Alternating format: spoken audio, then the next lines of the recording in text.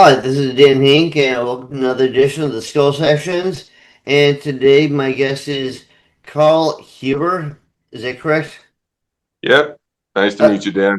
what's up, dude? So, all right, let's talk about what you got going on.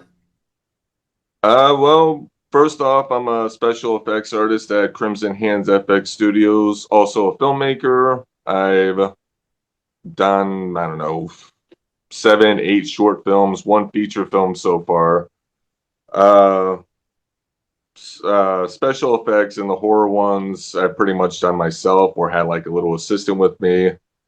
Um, a big, I guess, a common misconception with special effects is people ask me if I do like CGI or something, but that's visual effects. Special effects is when it's practical, like all in camera, blood, guts flying everywhere, like all that shit's happening Oh on yeah, set. my friend Ricky Vitus does that, like makes like werewolves and stuff like that. Oh yeah, yeah. It's a much more funner set than just being in front of a green screen all day, just pretending shit's flying around you, and it's like a Disney set. It's actually really boring on set. It takes months of CGI, and I yeah, but actually heard like you have some really good actors in a couple of Disney movies, like the Star Wars prequels. Where it's like you see what they're dealing with. It's like all the green screen behind them. It's so fucking boring. It's like how do you interact like that? Like they'll have these amazing actors, but it's like they're trying to feed off of nothing. yeah, I mean it's gotten somewhat better. I don't know if you've ever heard of like the LED screens now. I No, like if you've ever seen shows like The Mandalorian, of course, yeah. none of that none of that's on a green screen. It's actually something an LED screen, and it's like this interactive image behind them. So whatever the Okay. camera's pointing, yeah, like so it's not just like a flat image. Shit can be happening. It's really hard to explain. I've been on a couple of those sets, and it's actually kind of cool how they have it set up. But Okay. yeah, it beats green screen, like them. But I'm still more practical effects. Movies like Terrifier, where it Right. was just all practical blood. Not so much into the horror action films now, where you can just like the new Deadpool movie. I Right. don't even think they used blank firing guns in that. And the blood, even now, they've been doing it for like 25 years. The blood, it still looks like it's CGI coming out of it. It just disappears in midair. Right. But yeah, right now I am currently trying to get my latest feature film up and running. It's called Four Vacancies. It's kind of I don't know if you've ever seen Bad Times at the El Royale. Um, I'm pretty sure I've seen so many movies and so many shows. It's ridiculous, but that sounds familiar, but it's not something that, like six minute memory. Like I gotta recommend that to everyone. It's yeah, it came out like I don't it came out a while ago, but it's a really fun movie to watch. It's just like a group of strangers checking into this kind of broke down motel. Each one of them has their own kind of story, and they all just sort of like interact through their actions. But I would say it's like that and Creepshow. So Okay. each character, yeah, like each one of these characters check in or they're staying in a different room in this one motel. It's all happening on the same night. We have a pizza delivery driver trying he delivers to this like beautiful naked girl who ends up being the shape shifting succubus who actually Awesome. order Yeah. who actually lures pizza delivery drivers into her room just so she can just fucking devour them. And after finding this out, like I his kind whole of wish thing, that was a real thing. It's probably not, but I kind of wish it was. be nice if it was. It would be a good Yeah. way to die. Yeah. But I have a that was actually based on this bloody bathtub photo shoot I did shit like 7 years ago. And I just the model it was kind of a weird meetup because I just contacted the model on a website that she was on. I was like, hey, I'm a new photographer, special effects artist. I have this idea for like a nude bloody bathtub shoot. Would you be interested? She was like, yeah, sure. Like, didn't even charge me. I think about a week later, because I was working late at the time I get off of work at like 10:30. She comes over by herself. And I got all this crazy shit, body parts, faces all over the wall. It's like 5'1". I'm 6'3". So I'm actually concerned for her at this point. As I'm like, how many times has she done this? Right. Like I'm not gonna hurt her, but it's just she barely asked any questions about me or looked into me or anything. But yeah, we got right into it. You know, she just Well, stripped is she naked. like trying to build up her portfolio and stuff like that? She already kind of had a portfolio, so I don't really.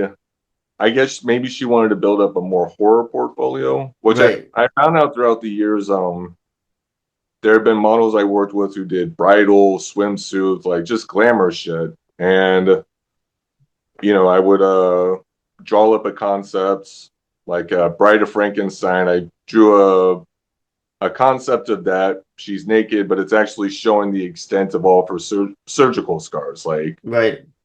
autopsy scars, Which like is all patched together and stuff. Yeah. yeah, like how she's stitched together. And I did that with the model, and all the makeup effects, all that was practical. I did all that right before the photo shoot. It took about 3 hours to get all that on her. And yeah, after that, she was just So, do obsessed. you She have a act, number of movies out now, or are these other movies you've helped with, like other people's projects? um, so far, well, these are just photo shoots, and I'm kind of that I just sort of segued into right now. Yeah, as I do that kind of as a hobby. It did back in like 2018. It helped get me followers on Facebook because they weren't as sensitive about that shit back then. Like, so long as you had like the nipples, ass, all that stuff covered up, if it was just implied, you're good to go.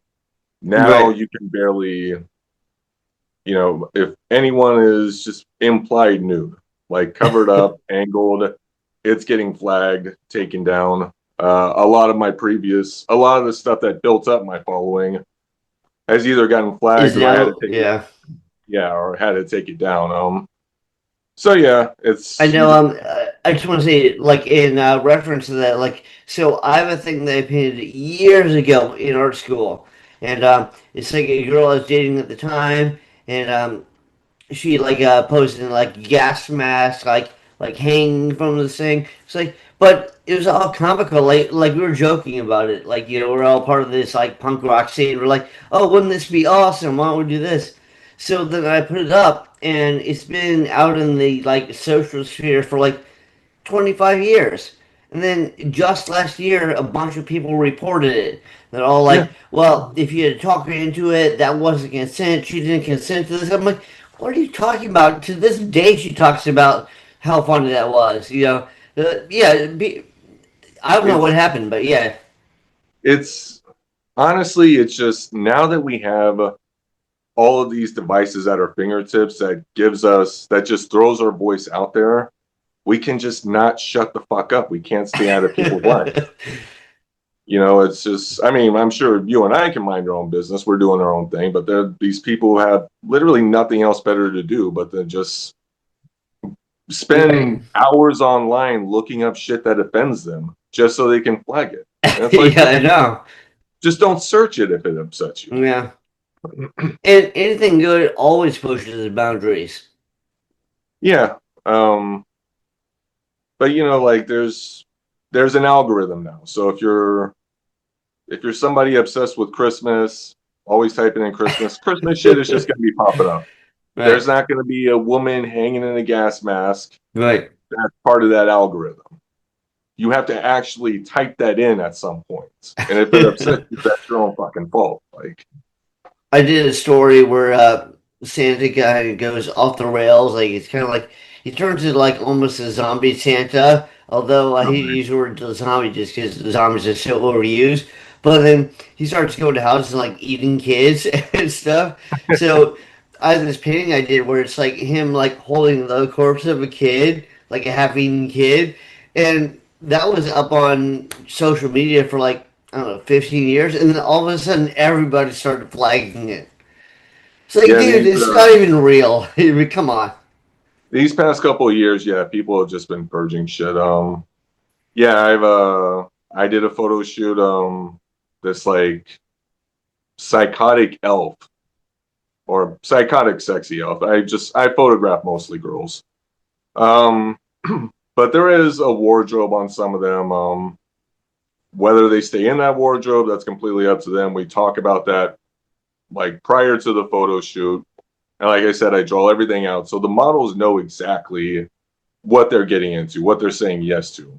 Okay. Um, but yeah, it was a Christmas photo shoot. I just had this severed head that I just made, so I like put an elf ear on that thing, and she was just kind of like posing with that with this really, I don't know, over exaggerated big machete that I just made as a prop. So yeah, it was a fun photo shoot. But yeah, I dropped that, and I guess a couple of people in groups started sharing that to Christmas pages, and that And then ended up being somebody got like, the pages of munch or whatever, they get all offended over it. yeah, and it was just that was honest. I think that was the last Christmas shoot I did because it was just now they're just kind of doing these theme genres like horror Christmas or something Right. where they're just going in there and purging that. I can't remember the last time I did a holiday themed photo shoot. Um, but yeah,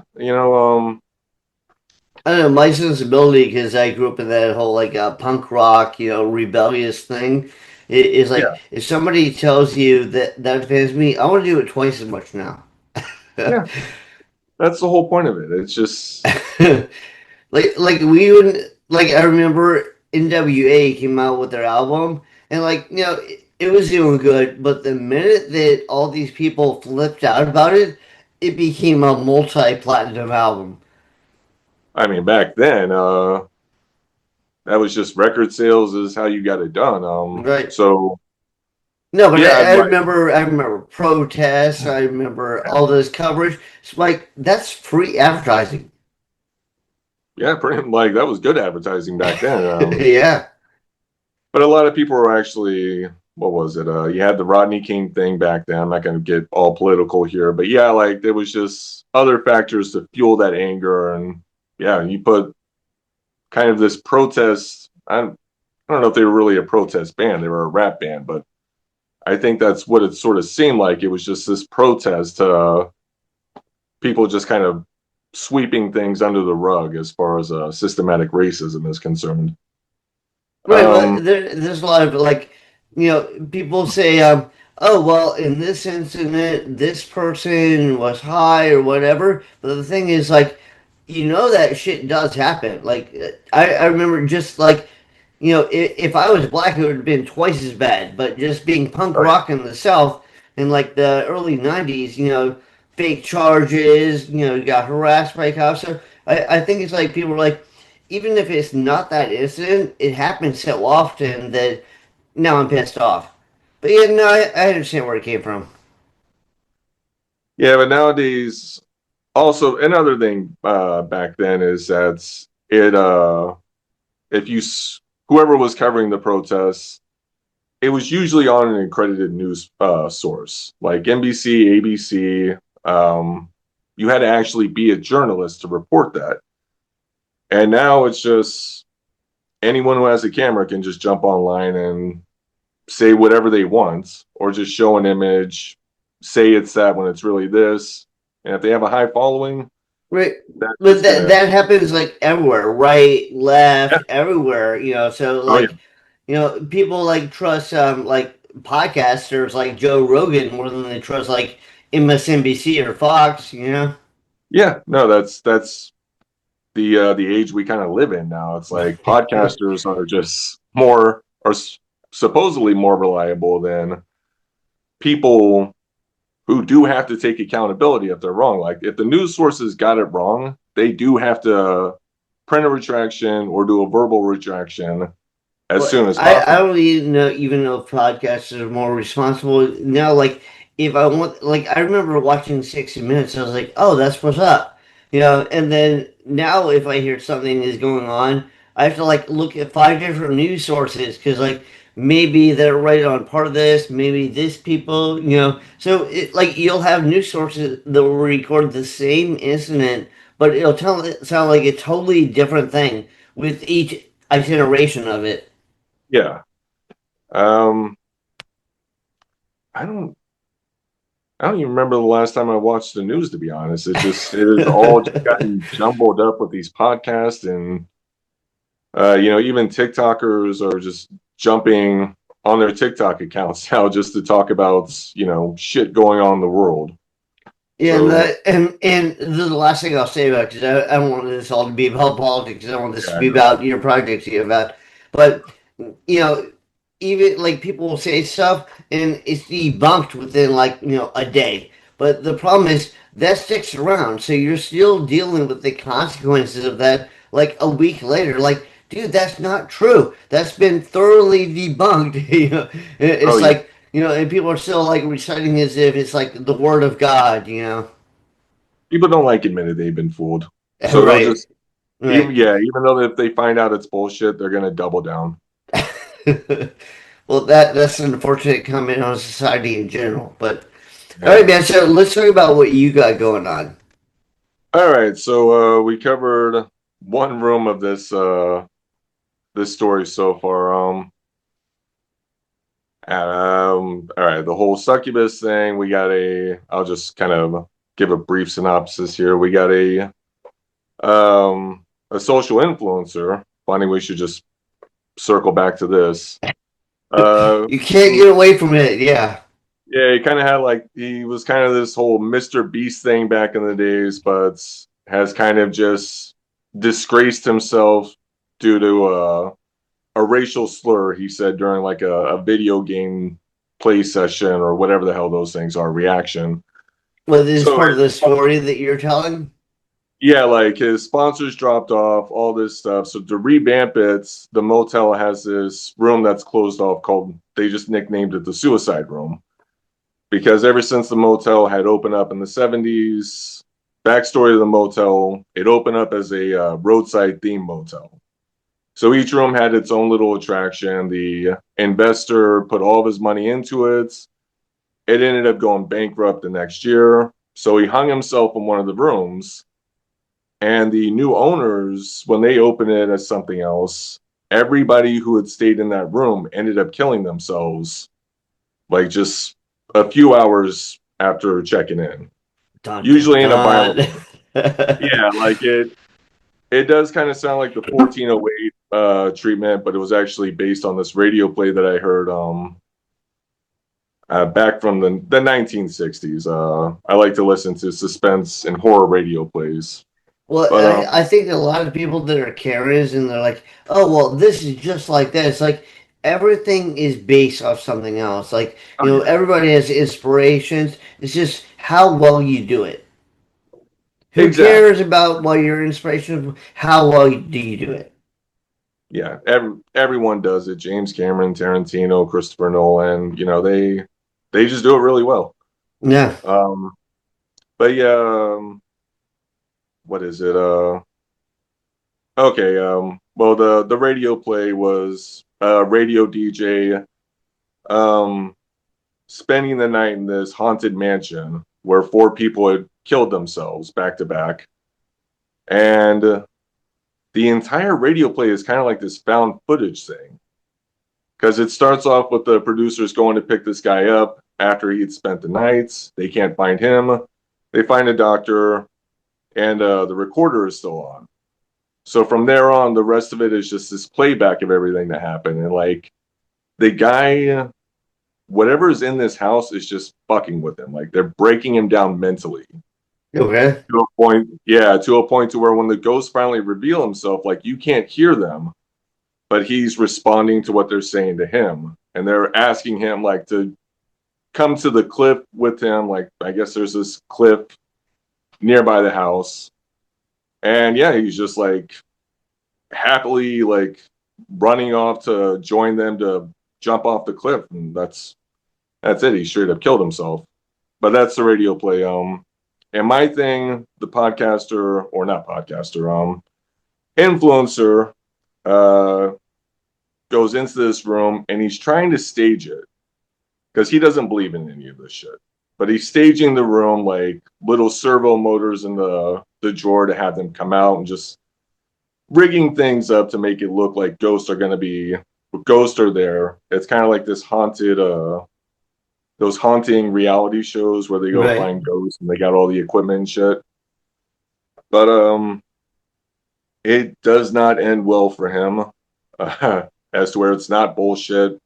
We got a lot of special effects there, particularly when the ghosts actually do come out. They're all going to be made up in the way that they killed themselves. We got one that actually blew his head off, so I got to make a whole headpiece of just a Okay. guy who was just missing the top of his head that got blown off. Yeah, it's So this is a full length feature film that you're putting out? yeah. Yeah, like I said, all of this takes place in the same motel, and it all happens on one night. The characters do interact with each other briefly. Um, but yeah, we got a guy who brings the exhumed corpse of his wife to one of the rooms in order to kind of bring closure. That's What is kind it, of kind of like faux pas or something, like a social faux pas? You're not supposed to bring the exhumed corpse to your wife? it's a weird Stockholm kind of thing because a lot of weird shit happens with that one as well. I'm not going to spoil that. I think I kind of just spoiled the other one, but whatever. And the next one is these two naive girls who check into the motel to lure a guy into their room to drink his blood because they, for whatever reason, think they are now vampires Okay. or newly sired vampires. Okay. So yeah, they found a guy on a dating app and now they're just waiting for him to get there and there's doubt in the conversation and especially when he gets there it's like I'll this. bet that's really happened. Like people actually think they're vampires and they go on a dating app and they like, lure people in. I'll bet that's happened. There has been there was one what was his name, I forgot the guy's name, but yeah, like he was in the 70s. He was nicknamed the Sacramento Vampire, so I guess you can Google that. But yeah, he killed I think about 6 or 7 people and uh apparently stole their blood along with mutilating the corpses. And when they finally caught the guy, yeah, he had body parts, just jars of blood in his refrigerator. He was apparently trying to drink the blood, and he admittedly saying that he would vomit sometimes because you really can't drink human blood. You But probably can. yeah, It's just not good for you. Yeah. yeah, but that was a real thing. This one's a lot more playful on the comical end, but it does have a pretty bloody ending to it as well.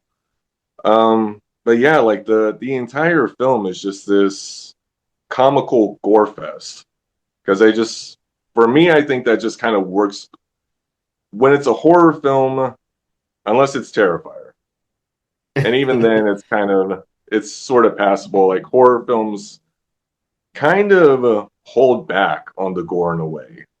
Like Scream, if you remember the first Scream movie, it's mostly implied kills. Yeah.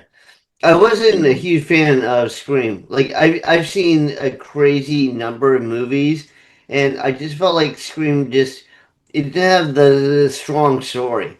Like if you watch like Pumpkinhead or you watch like Texas Chainsaw Massacre or The Fly or all those had like or The Descent. They all had iconic stories, and Scream was just like okay, well we're gonna kind of like do like a caricature of stuff that's out there right now. Yeah, it was a glossier take on the high school 80s high school slasher films. Right. Like it was just done on a bigger budget. It had, luckily the Ghostface thing just became an iconic character really. The show I actually liked. The first 2 seasons of Scream because they brought in that like the brutal kill scenes. Like Okay. they actually, yeah, they hung on it. third season sucked. The third season, they just did away with the cast of the first two seasons and tried doing something else.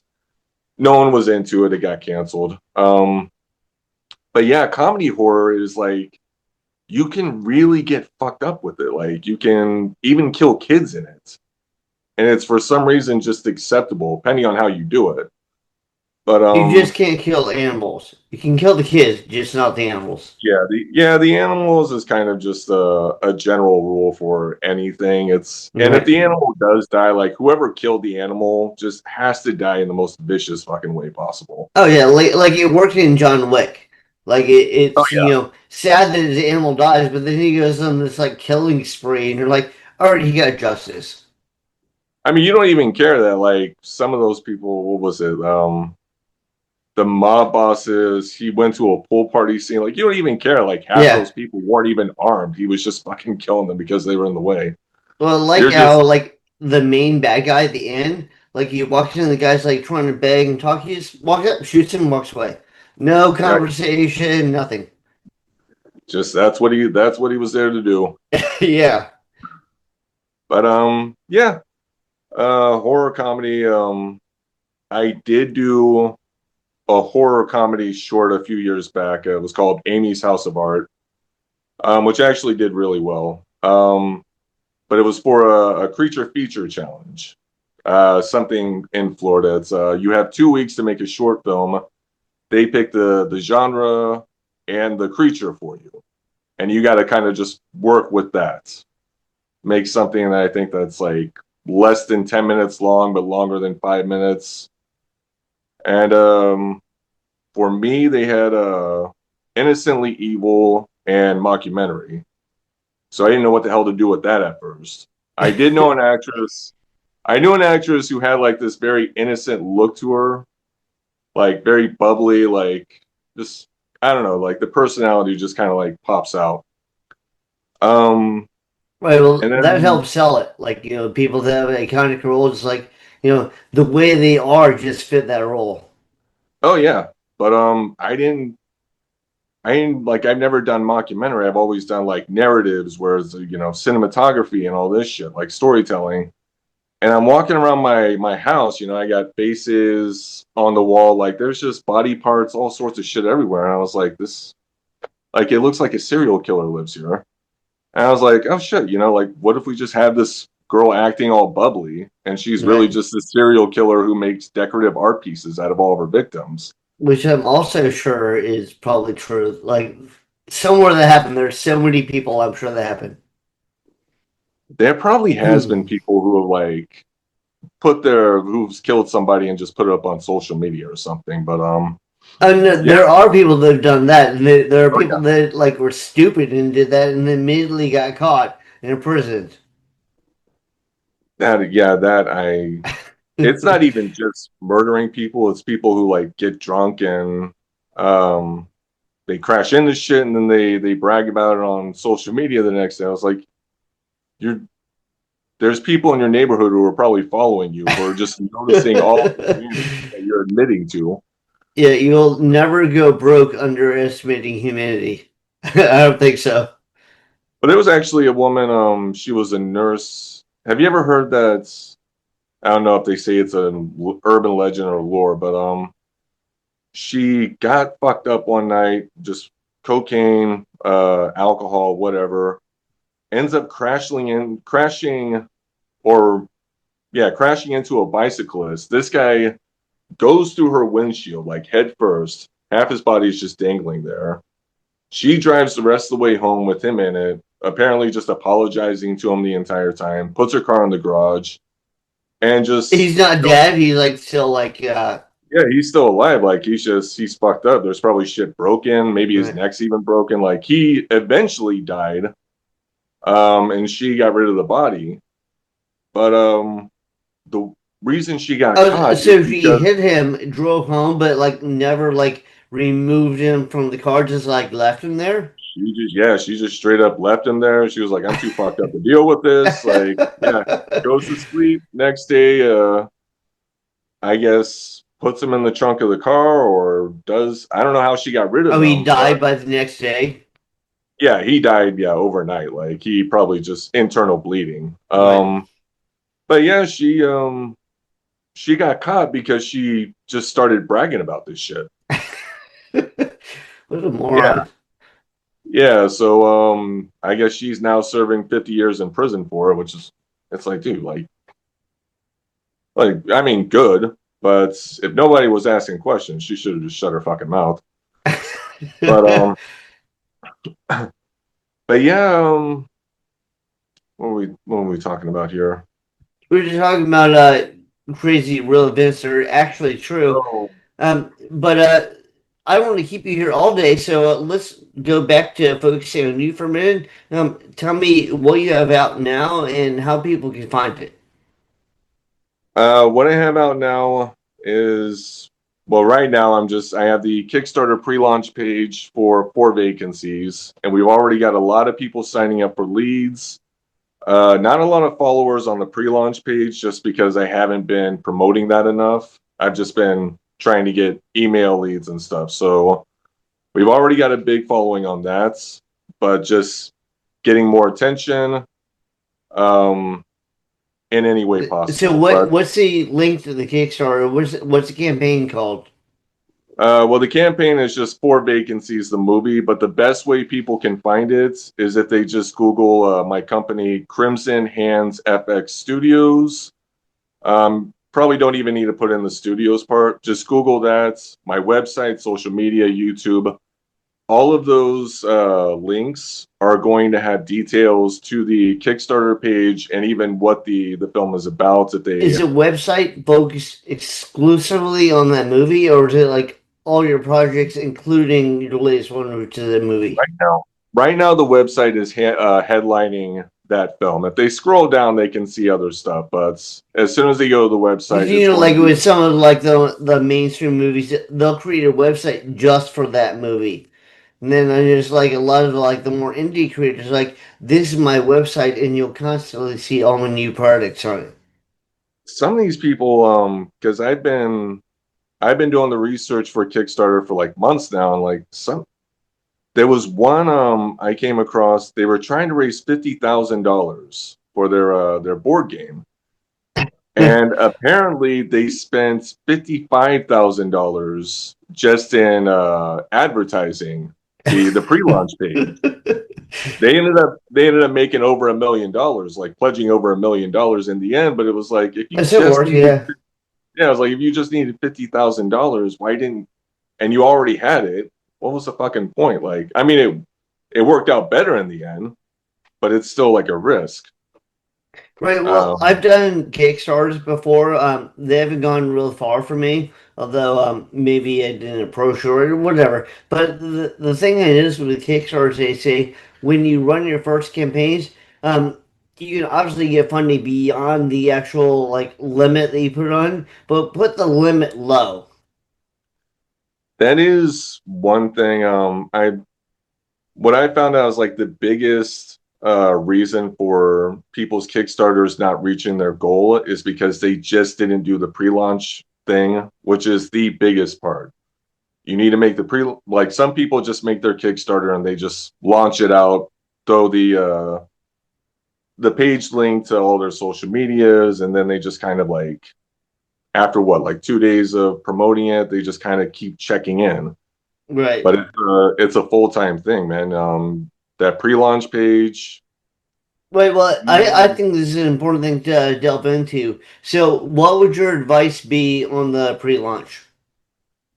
The pre launch. So let's say you were trying to. All right.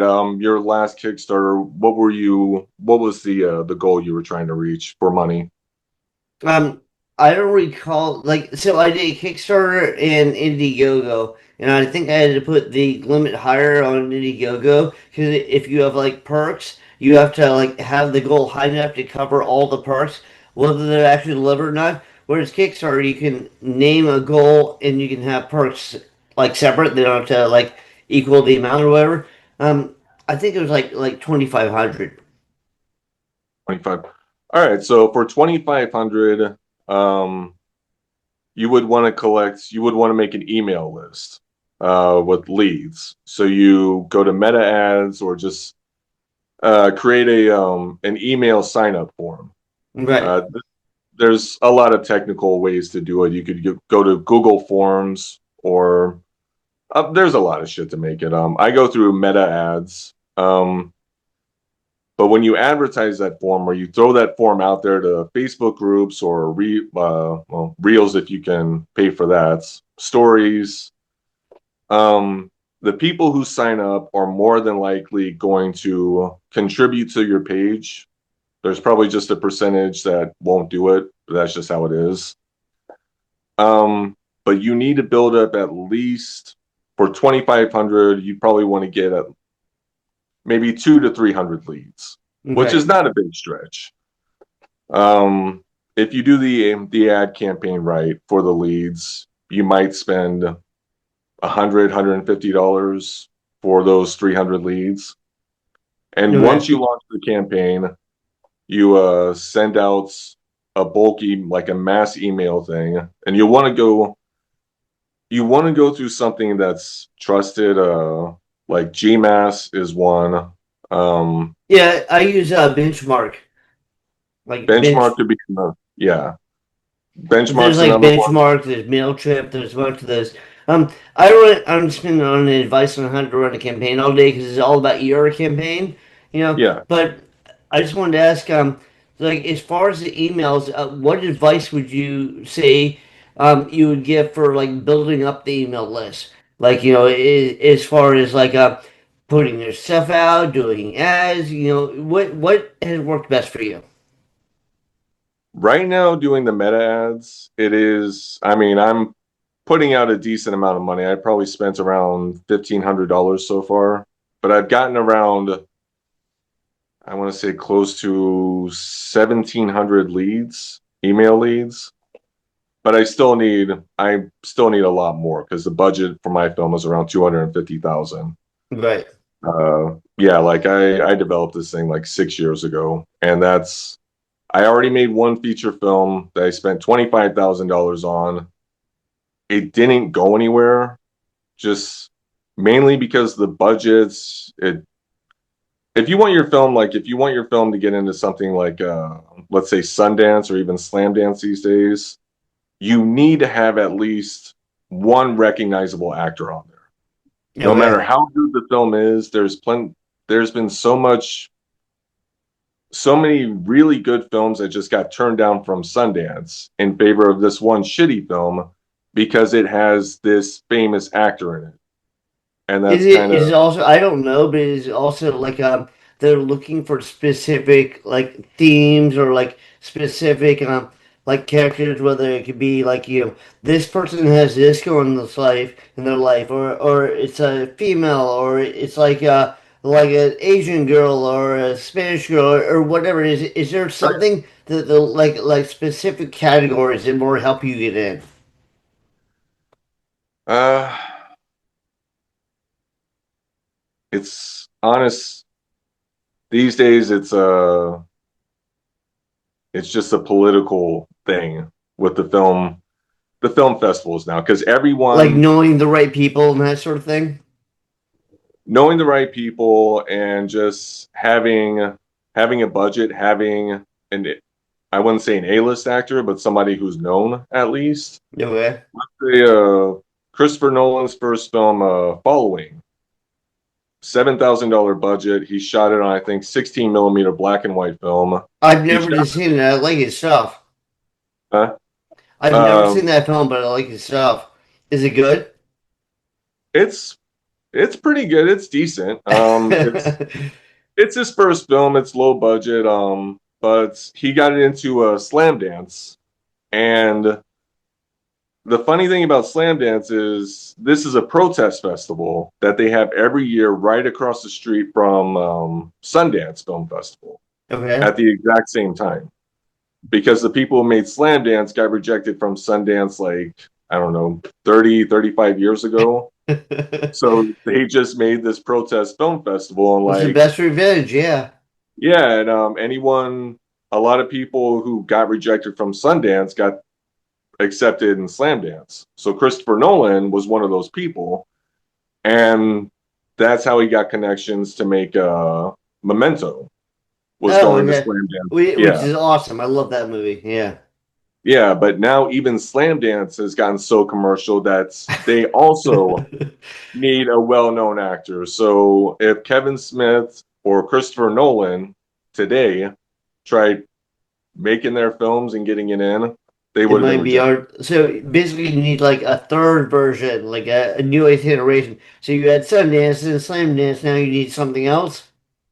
Yeah, I mean it's so saturated now. Back then, you had you had VHS and you had film, Do and you that think those a were little bit of it, sorry to cut you off, but you think a little bit of it is like if you notice like with all of the, like the dirge of social media and everything, like you have more authors than ever before, you have more musicians than ever before, because a lot of people can just buy cheap stuff and make it themselves and put it out yeah. there. So it's like, you know, do you think like people have gotten like more selective, or it's just because like it used to be like you had a lot of like I mean this makes me sound old, but I remember there were like a lot of cool like movie ideas, that like I don't know if you saw like Motel Hell or like Yeah. like Texas Chainsaw Massacre was one, Pumpkinhead was another. So there were all these ones that were like kind of weird, like unique, ideas that were made into movies. It seemed like you know people were willing to give it more of a chance, and now it's like, oh, there are so many ideas out there. I'm just saturated. Yeah, in a way, I mean, there's always been ideas out there, but now everyone, you can make a movie on your cell phone or like even a DSLR camera, something with good quality.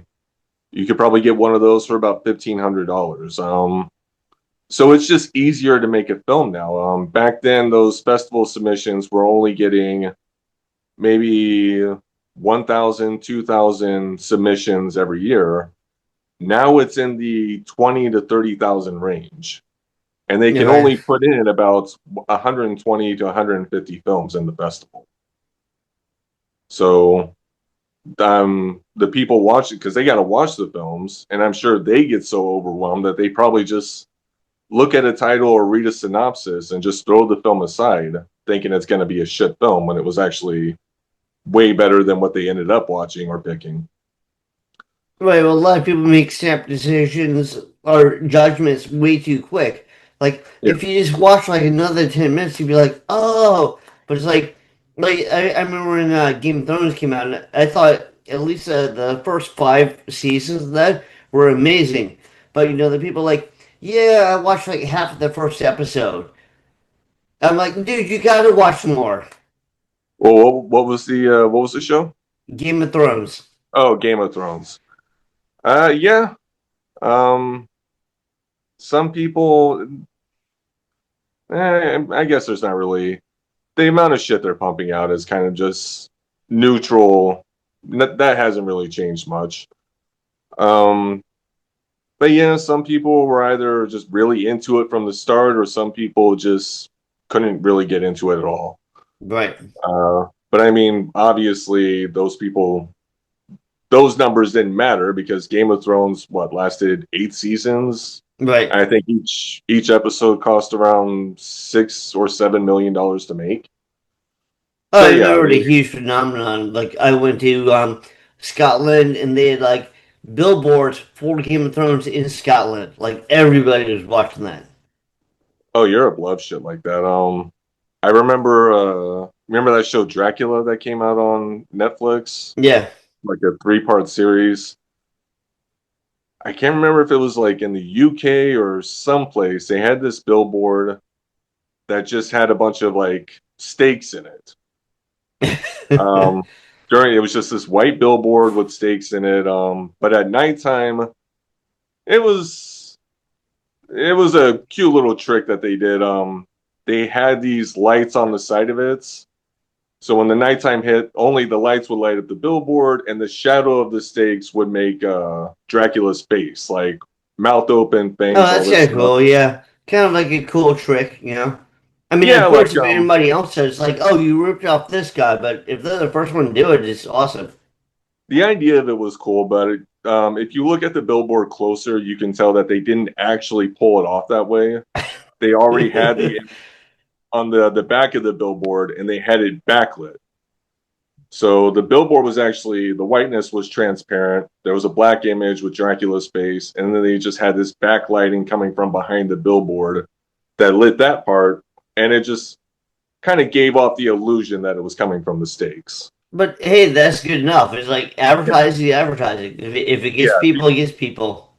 yeah. People still bought it. I was not a fan of the show, but especially the third episode there where they just took a shit on it. But Yeah, yeah, I only recall watching part of it, and I watched a lot of stuff. Like I only saw the Strain. The Strain was really good. Like Midnight Mass was. Like, the Strain was like based off a Joe Hill story, or not Joe Hill. Del Toro story, and yeah, it's like his take on vampires. It was really good for like the first like 3 seasons, and then it kind of dropped off. But then there was Midnight Mass, which is based on a Stephen King story. So I don't know. Some are really good, some aren't. But I figure you got to give it like a little while, like try it out a little bit. I watched the first season of The Strain, and then I just got way too busy with everything. But I found out because they had 4 seasons of it, right? But Right. the entire from episode one to the final season, I think only 9 months have passed, like from the first episode.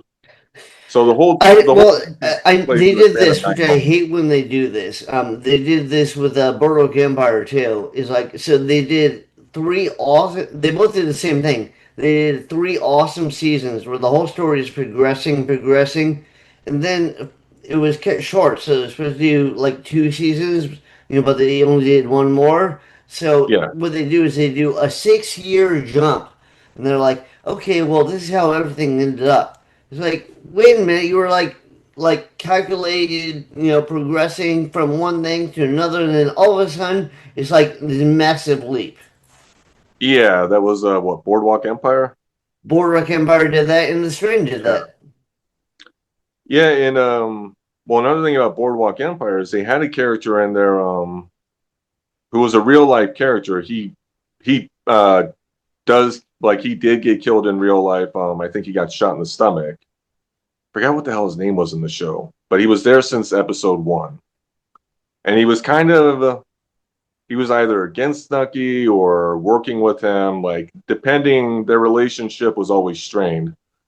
But yeah, like season five kicked in, and it was like 7 years later after Yeah, the third yeah, one. And this guy is he's already dead. Like he gets killed in between that time period. It's like, that's kind of just a shitty way to do away with this character. Like at least totally have it, shitty. Yes, I agree. just do And a then like flashback it when he is like died. what was the guy he played? It was like the famous like corrupt mayor of Jersey City or Atlantic Beach in Jersey. What, Boardwalk Empire? Yeah, He was, well, Nucky Thompson was, or Johnson, yeah. I think Nucky Johnson was the guy's real name. He was a Atlantic City treasurer okay. who got But into bootlegging. like in that last season, spoiler alert, his kid kills him. It's like Yeah, it just like there's no development. It's like it's one thing, it's one thing, it's one thing, then boom. yeah. They just wanted. I guess from what I heard, the ratings had just declined sharply from the fourth season, so they just wanted to be done with it. They weren't concerned about story development or anything. That's why it just kind of felt like a giant mess then the entire fifth season. I thought it was amazing. I don't know why why there was this massive drop. I mean, who knows? And that people like downgrade something initially, and then later on it'll become a classic. Like Blade Runner did not do well, and then later on everybody's like, that's one of the best movies ever. Oh yeah, same with the thing. Yeah, Yeah, which is amazing. Yeah, I yeah. think that was Carpenter's best move. The Thing. Like I know a lot of people like Halloween, but I like The Thing better. I also like They Live a lot. I thought that was amazing. They Live. The prequel to the thing would have been good if the studio didn't fuck over that director.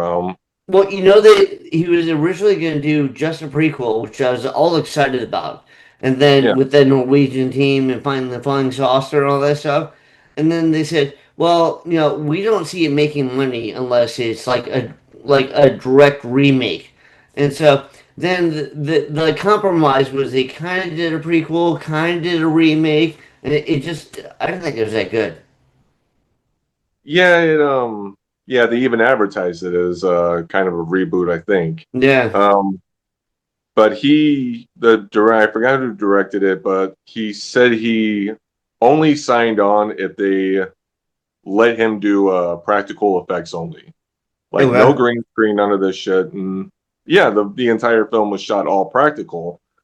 But I guess there was a clause in the contract saying that they could go into post and do CGI to whatever. So that's why there's so And fuck much. with it. Yeah, that's why there's so much shitty CGI, or like you see where things started practically, but then it just turned into this like just unbelievable CGI bullshit thing. Yeah. Was because the executives went in there and just fucked up the whole thing. So yeah, that movie had a lot of potential, but it was just the poor advertising, the CGI layover over the practicals. It just It's kind I of don't know. sad because now they won't do it. Like, it could have been something great, but now they're like, yeah, that didn't make money. We'll just move on. Yeah, and now it actually comes down to crowdfunding. That's how Damien Leone made Terrifier 2 was because he crowdfunded it. Um, Okay. I'm sure I'm sure somebody like a studio, maybe an independent studio, would have picked it up and funded it, but then they have creative control. They can go Right. in there and start slashing gore scenes and stuff like this because they're like that movie, they ain't fucking around. But that's because Well, he yeah, got and it done. directors and writers complain about that all the time. The studio Yeah, comes like in and just like chops it. yeah, he didn't have an executive producer. Like he had control of how the movie got made, the final cuts, all of that shit. And yeah, now everybody is screaming for gory ass horror movies. Um, but the Funny how studio that goes. going, Like, they're all against it, and then it makes a big profit, and then it's like, wait a minute, now we're for it. yeah, now it's like, oh, because what was he? I think he made the film for $275,000, and it ended up grossing around 16 million in box office. And I don't even know how the hell it got into theaters because it wasn't even rated. Right. Like, I guess that just doesn't matter anymore. Like back, I saw it. It's pretty over the top. I mean, I've seen a yeah, lot of horror movies, so it didn't shock me or anything, but I was like, yeah, oh they yeah, really went for it. yeah. That's what like none of it shocked me either. I was just more so impressed about, you know, yeah, they didn't hold back on anything, and it was all practical. And doing that myself, like a lot of the shit that they did in there is very complicated. Okay. So the fact that they were able to do that with $275,000 was pretty impressive. But I think a lot of the people who ended up getting killed in the film were Kickstarter backers who actually they bought a perk that's Included them being in the let them film. get Yeah. killed in the film. Yeah. Oh, So that's yeah, awesome. Yeah. So, oh yeah. all right, man. So I don't want this run too long because nobody fucking watches it. Like, people have such a short attention span these days. But tell people how they can see your project, how they can give you money. What they can do. Right now, if you just follow any of the Crimson Hand links, you will see you'll be taken to that page, and you'll see um, the actual cover of the cover page for Vacancies movie. There'll be a link to the pre-launch. And if you don't see any links, you can reach out to me on any of those platforms. I can send you a landing page form if you want to join the mailing list, or you can follow the pre-launch page. We should be ideally. I want to start launching in late June, but it really all depends on how much support I get at this point. So I'm just hustling, man. Like just Okay. in front of in front of my computer, hours a day, just scrubbing it for just trying to squeeze as many leads as I can, just so we can launch this thing and finally get it made because You it know, is going to I be. hear you. I mean, I do books, and it's the same thing, endless marketing. But all right, so what the best way to see you? Like aside from like going on, the Kickstarter and like looking for your campaign, do you have like a specific way to like contact you to like, I don't know, ask you questions or like say, how can I help? Oh yeah, just like I said, Crimson Hands FX takes you to Facebook, Instagram, and I'm an open book. So if you message me through any of those, I'm gonna respond to it. I'll see it, I'll respond to it. Even email crimsonhandsfx at gmail.com. I check my spam mail every day now just to be on the safe side. So yeah, Crimson Hands Effects is all they need to type in, and they'll be able to get a hold of me through any of those links. Okay, And awesome, man. Do you have anything else you want to throw out there to the social sphere? nothing I can think of. I'd say we covered quite a lot. Okay, well, I appreciate having you on the show, and thank you Thanks very very much. much. And I'll let you know when it's posted. All right, awesome, man. Thank you.